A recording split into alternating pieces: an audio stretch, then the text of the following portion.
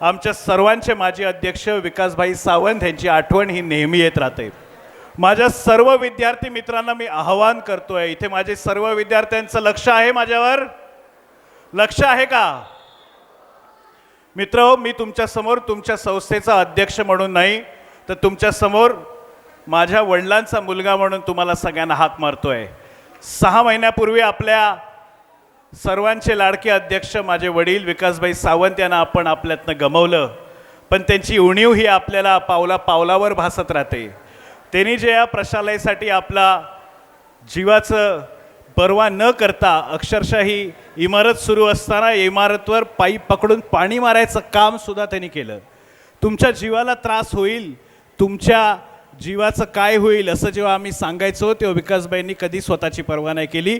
त्यांनी आपलं आयुष्य हे तुम्हा मुलांसाठी समर्पित केलं, याचं मला सार्थ अभिमान एक मुलगा म्हणून लक्षात घ्या।